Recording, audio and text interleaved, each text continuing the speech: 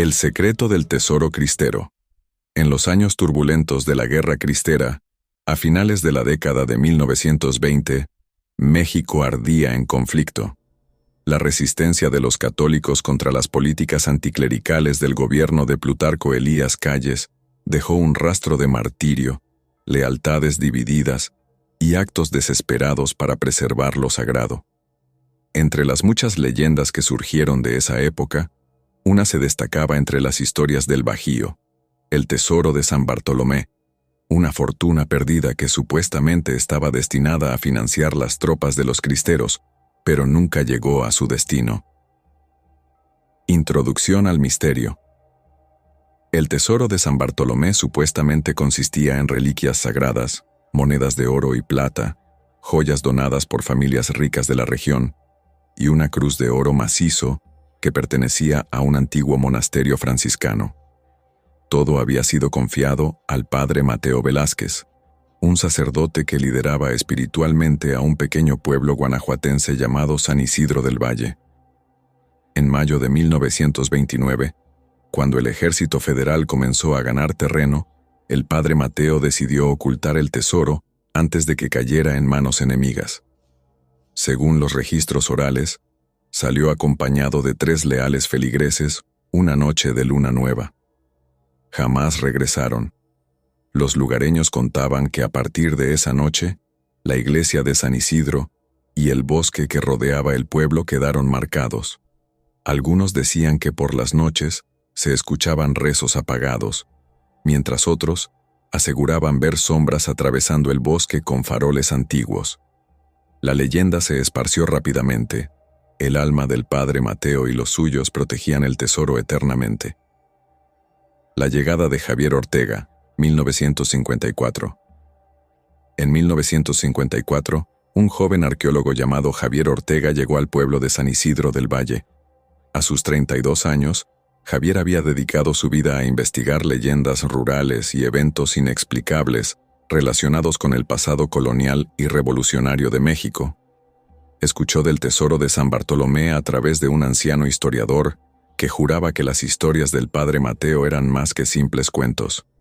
Si lo encuentras, estarás frente a un capítulo olvidado de la historia, le dijo el anciano. Javier decidió trasladarse al pueblo. Se hospedó en una vieja casa junto a la plaza principal y comenzó sus investigaciones.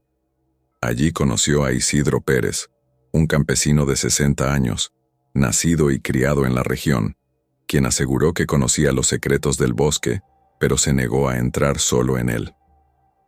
«Don Isidro, ¿por qué tantos temen el bosque?», preguntó Javier. «Porque ahí no hay paz, señor Ortega, ni la habrá mientras ellos sigan ahí». «¿Ellos?». Isidro guardó silencio por un momento y luego, sin mirarlo, añadió: «El padre Mateo y los suyos no descansan. Protegen lo que escondieron». Las primeras noches. Decidido a comenzar su búsqueda, Javier inspeccionó primero la iglesia del pueblo. Aunque ya no estaba consagrada, el edificio era imponente a pesar de su estado ruinoso. Allí encontró 2 cosas que llamaron su atención: un confesionario con marcas profundas, como si alguien lo hubiese arañado, y un viejo mural que mostraba a San Bartolomé portando una cruz dorada, similar a la que se decía estaba en el tesoro. En la primera noche de exploración, Javier decidió quedarse en la iglesia para registrar sonidos y observar. Por horas, todo estuvo en silencio. Pero cerca de la medianoche, cuando el viento dejó de soplar, comenzó a escuchar susurros provenientes del altar. «Perdónanos, Señor». Se giró rápidamente, pero no había nadie. La voz era grave y temblorosa, y parecía estar a pocos metros de él. Poco después, comenzó a oír pasos detrás del confesionario. Se armó de valor y se acercó, iluminando el lugar con su linterna, pero nuevamente no encontró nada. Decidió regresar a su hospedaje y analizar lo poco que había grabado con su equipo, pero esa noche no pudo dormir. Cada vez que cerraba los ojos, veía una figura vestida de sotana que parecía caminar en círculos a su alrededor. Un mapa enterrado y la aparición. Al día siguiente, Acompañado por don Isidro, Javier comenzó a explorar el bosque detrás de la iglesia. Don Isidro era claro, no estaría allí después del atardecer. Ambos comenzaron a trazar un mapa del área basándose en historias de los ancianos, buscando cualquier indicio de que el padre Mateo hubiese escondido algo allí. Al mediodía encontraron lo que parecía ser un resto humano parcialmente enterrado bajo un árbol.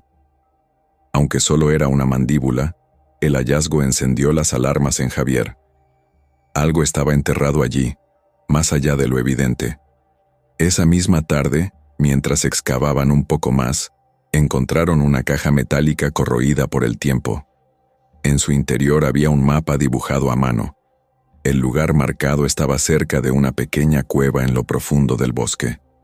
Don Isidro, al ver la ubicación, se negó rotundamente a seguir. «No es buena idea, señor. Allí lo que pasa no es cosa de vivos ni muertos». Javier, ahora intrigado más que temeroso, decidió continuar solo al día siguiente. Aquella noche, mientras repasaba el mapa, se quedó dormido en la mesa. A la mitad de la madrugada, despertó sobresaltado. La lámpara de aceite junto a él estaba apagada, pero en medio de la oscuridad vio una figura al final de la habitación.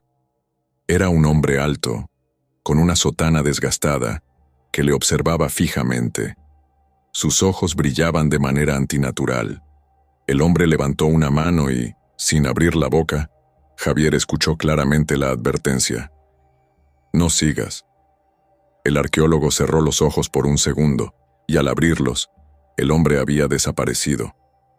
Fue entonces cuando entendió que algo más estaba protegiendo ese lugar. El descubrimiento final. En la mañana, Javier llegó al lugar marcado en el mapa. La cueva estaba envuelta en silencio, el tipo de silencio que pesa sobre los oídos. Dentro de ella, tras horas de excavación, encontró una pequeña cámara sellada con ladrillos. Romper la barrera fue un desafío, pero lo logró. Al entrar, la temperatura bajó drásticamente. En el centro de la cámara había un altar improvisado, velas derretidas, rosarios y una cruz dorada de 1 metro de altura que brillaba a pesar de los años. También estaban las reliquias y monedas descritas en las leyendas, colocadas ordenadamente. Mientras contemplaba el hallazgo, Javier escuchó pasos detrás de él. Cuando se giró encontró a 3 figuras humanas con túnicas manchadas de sangre. Una de ellas era el hombre de la sotana que había visto en su habitación. Todos lo miraban con ojos llenos de advertencia. «Esto no es para ti», dijeron al unísono, aunque sus bocas permanecían inmóviles. Javier, aterrorizado, dio un paso atrás, pero tropezó y cayó.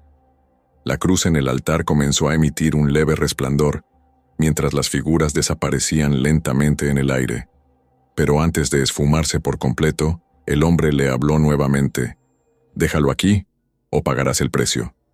Conclusión: un peso imposible de cargar. Javier salió de la cueva, pero nunca volvió a ser el mismo. No tocó el tesoro respetando la advertencia, pero al regresar al pueblo descubrió que el anciano que le había ayudado con la historia había fallecido misteriosamente la noche anterior. Años después, cuando fue entrevistado por un grupo de periodistas interesados en el folclore mexicano, Javier les dijo: «Algunas leyendas deben quedarse como eso, leyendas. Hay cosas que el hombre no puede y no debe tratar de comprender». Hasta su muerte, Javier nunca reveló la ubicación exacta del tesoro de San Bartolomé, pero en San Isidro del Valle, todavía hay quienes dicen que al adentrarse en el bosque por la noche, si escuchas con atención, puedes oír los pasos de los guardianes y el rezo constante de un sacerdote que jamás dejó su misión.